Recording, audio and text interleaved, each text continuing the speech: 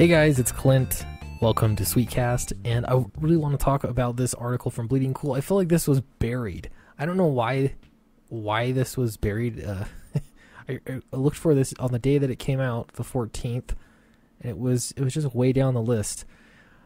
This argument keeps coming up from Rich Johnston. I've talked to him a little bit on Twitter, pretty publicly, and had a few disagreements there. But I've noticed that he keeps coming up with this whole angle on the price of comics and why the price needs to be higher for comics. And he keeps framing it as an argument that's being had. The problem is, the more that I think about it, he's the only one making the argument. I have not seen anybody else that's actually saying that high-priced comics are better for everybody. Now, there's some nuance to this point of view because obviously there are certain products, there are certain comics, certain books that they charge a premium because you're getting a premium product and it's something special. And so this one is on exactly that. It's cardstock covers. I don't think I've seen, no, maybe I have. I think I have one comic that is a cardstock cover. It's not a normal thing. Things change. It definitely would cost more to produce.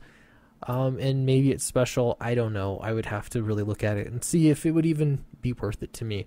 So they're basically, because they're doing cardstock covers, they're able to charge $1 more per issue. And I don't know, like you'd think then if you were pro making comics more expensive, pro, making the prices being higher, that you would be all for this.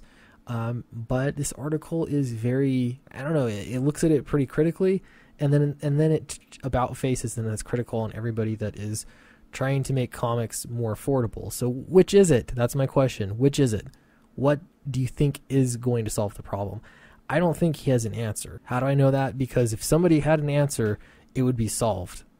Right? This is a growing pains that are going to have to be, you have to go through this because the industry is undergoing some major changes and it's downsizing and things have got to change. And so in order for comics to reach a larger market, in order for readers to have a new way to get to comics and be something that they're excited about and that they're going to be reading on the regular, the current model that we have is not doing it. It's not doing it for enough people to matter. So we're going to jump into this. I'm going to remind you, though, with indie comics, that's the thing is, the mainstream comic industry is really struggling. On the other hand, indie comics are thriving. It's been a totally different thing, and a lot of people are taking notice. This is my Comic Downcast, and the link is in the description below. I would love it if you backed it. We're so close to 18,000. So a couple more backers, a few more backers maybe, and we should get there. So thank you very much. All right, so let's see what Rich has to say. Let's hear him out. I want to know your argument and your point of view here because I do think that this is an interesting discussion to have, even though I feel like it's not really happening between that many people, at least not publicly. It says, in July, DC Comics is running a promotion for their Year of the Villain event in which a bunch of titles get special cardstock covers and comic book readers get to pay an extra $1 for the privilege, bumping prices up to $4.99. or $5.99 for the larger Aquaman number 50 and Batman number 75. They can also buy them with a regular cover for a regular $3.99, $4.99. So see, they're giving you the option here. This is nice to me. If you aren't interested in buying the premium product, again, I'm all for, I actually don't have a problem with variant covers as they are. I have a problem with variant covers being used to manipulate sales or to lord over local comic shops. That's where there's a problem. It's the sales tactic. It's not the thing itself. So if you're providing these premium products, I don't know what they're doing behind the scenes. Like, how can any retailer just purchase these books and sell them? If that's the case, I have no problem with that. If someone wants to pay a premium for a more quality cover, then that's great. Provide it to them. I have no problem with it. That's capitalism. If their plan is to force local comic shops to buy a certain number of the true floppy covers in order to get these cardstock covers, and it becomes a predatory practice, that's what I have a problem with. I think that's what most people have a problem with. It's a nuanced point of view and really not that hard to understand. Okay, in a world where the new Fantasy Pie series, Fair Lady from Image Comics, promises 30 pages done in one stories for its $3.99 price, while War of the Realms #1 charges $5.99 for its first 30-page story, where Spawn, Looney Tunes, Scooby-Doo, Teen Titans Go, and Archie Beach Party are the last regular titles from well-known publishers, still holding the line at $2.99 after Terrifics stopped and the rest of the New Age of Heroes, line fell, Walking Dead, and Miller World titles jumped, and the Marvel Age line took the $4 price point. Will Spawn finally switch after number 300? Alterna Comics, here we go, right? He always manages to bring Alterna Comics into the discussion about price, and of course, because they're holding the line, they're zigging while others are zagging. And Rich even made the point that Alterna's not necessarily the only ones doing this. They definitely have the most affordable comics, but there are others, and he made the point here as well, that are trying to keep the price of comics reasonable. But I don't get this. He's done this before. I've made videos about it before. He's using Alterna Comics as some kind of scapegoat for the industry souring. Why? This doesn't make sense. It's such a small publisher in the big picture. And in fact, there are a lot of bigger publishers or bigger name creators that will just ignore that Alterna even exists. Maybe they genuinely don't know. They don't care. It doesn't matter. But if it's really that inconsequential, why on earth is one of the largest, the leading comic book news sites always talking about Alterna Comics when it comes to price point? Okay, and this is some weird logic here. Alterna Comics managed to get new comics out for $1.50 or $1.99 a piece, but don't get anywhere near the big sales as a result. All right, I don't know if he means sales as in number of sales or if he means sales as in total profit. Regardless, Alterna Comics, and this has been pretty well documented, has had the best year it's ever had. I think it's had 2 great years in a row. What other comic publisher has had 2 great years in a row? Really? Well, let's think about it. Now, again, if Alterna Comics wanted to start making cardstock covers and making some kind of premium product and charging a little bit more for it, that would be fine, as long as they are not doing the predatory practices. If they want to sell comics for affordable prices so people can just buy them in droves, which is what they do, they'll buy boxfuls of them. Usually, not just fall in one book, they're buying them all. But to say that they're not getting anywhere near big sales as a result seems really silly. Were their sales better before they went to newsprint comics? I don't think so. I think they're better now. That has been everything I've heard. I should probably ask Peter about all of this to find out. But yeah, I just saw this and thought I'd make some comments on it. All right, so all the while, Marvel, Image, and Alterna push out dollar reprint comics. Dynamite and DC have 25-cent launch prices, and free comic book days just around the corner. So there's cheap comics. I don't get, why is this the sticking point?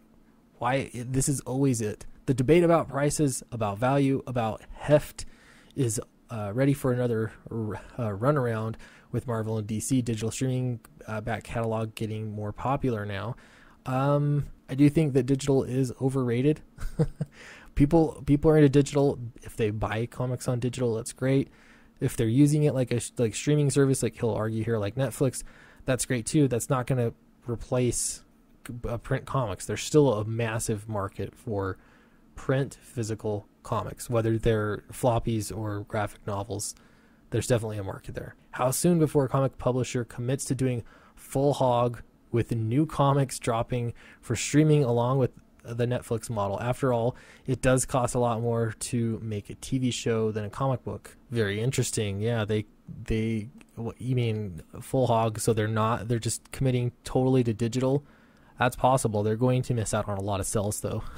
That's just the reality right now. Even as the market struggles, print sales are still print sales. There's still money there. It feels like there's a rubber band waiting to snap. If it does, and the direct market suffers as a result, don't expect, wow, I've never seen that one before, expect those with the cheapest comics and the lowest profit margins to result to be the ones to survive. Now, it's not always about profit margins, it's about overhead. I shouldn't have to explain this, but having your product cost a lot of money, being premium, that doesn't necessarily mean you have large profit margins, because that depends on your expenses. And a lot of those expenses are absolutely eaten up by Diamond. This is like McDonald's. Like, oh, McDonald's has smaller profit margins because their hamburgers cost less than, as opposed to, I don't know, you compare it to like Red Robin or something. The burgers cost more, so therefore their profit margins are better, and they're just doing better altogether. I'm not worried about McDonald's because they figured out how to make their profit margins work because they lowered their overhead. They're able to get it to their customers, and you know what you're getting when you're going to McDonald's. Don't get me wrong, I actually like Red Robin hamburgers as well, but this comparison is really foolish. If price was the only factor, then maybe you can make some one-for-one comparisons, but that's just not the truth. It's not. You can get premium products from, a lot of indie creators, especially if you're supporting a crowdfunding campaign. Usually it's a more premium product, it's a special book, it's limited, all that kind of stuff. Does that mean that they're inherently just making more profit than some, a big giant company that's selling one book for, to many, many people? We'll use Walking Dead as an example. Another indie comic that's selling to a lot more people and at a lower price point. No, you're reaching more people. Again, you're comparing apples and oranges. And then he says, arguably Diamond Comics has the Diamond Comics distribution has the tightest profit margins of all. How is it arguably? You'd have a number here. You don't just make a case for it. There's got to be a number. They have a piece of every single distributed comic sale in the country. So I'm not actually worried about their profit margins. I'm more worried about how they run their business. It's not just about profit margin. It's beyond that. Come on. Okay, check out the cost of art books. Yeah. That's it's a different thing. It's not comics. One thing this will do in the short-term statistical moment is see DC Comics get a bump on the numbers of titles published as Diamond counts the same comic with multiple. Yeah. This is the same thing that happens with variant covers. Same exact thing, because it's technically a different product. It gets counted as another sale on the system. Whatever. More people are going to buy it, or they'll buy both covers. None of this is new, let's face it. It's a slightly different package, as opposed to it being a variant cover. It's just made out of a different material. But this is exactly the same thing. You're looking at just a premium version of the same product. It says, but the future, that's all to play for. Here in those cardstock cover titles from DC Comics, so here they are. Here are the covers. I don't really care all that much. My point is, I'm not sure what this had to do with any of it. You're not happy with premium products. You're also not happy with affordable products. I don't know what you think the solution is then. There's way too much of this defeatism in the comic industry. Like, it's just going the way it's going and we're just along for the ride. It doesn't have to be like that. And so what I would want, it's just like, this is ideally how the United States is supposed to be. Every single state, you have a little state, and they can try out their own kind of minute differences in laws and legislation and all that kind of stuff. And somewhere in that practice, you're going to find good ideas that work and they take hold, and hopefully other states adopt them. And the reality is that's not always how it works, but that's the ideal. So you have a whole bunch of other companies, and this time they're for profit, and they're trying out new things to try and change the comic industry, trying to get a better hold of market share themselves. Why is that a bad thing? I don't know. Again, if I don't know any of the specifics here, but if DC is using this the same way that Marvel especially uses variant cover cells, then I do have a problem with it. If they're adding another product, so they have some kind of premium tier that people can willingly buy or not buy, then so what? Honestly, I think there are bigger problems facing the market, and more of it has to do with anytime somebody's trying, whenever you make people feel guilty, like, oh, if you're buying the cheap comic, you're actually hurting the industry every time you do that. When people start associating some sort of moral, they try to make you feel bad based on what you're buying, that's annoying to me, because they're trying to affect, rather than that self-interest that everybody has, and that they're going to go and buy a product based off of what they perceive the value at and how much it costs and all that kind of stuff. They're going to insert this sort of morality to it, that you need to be paying more for comics in order to fix the industry. That's not how things should change. Customers aren't the ones that need to change.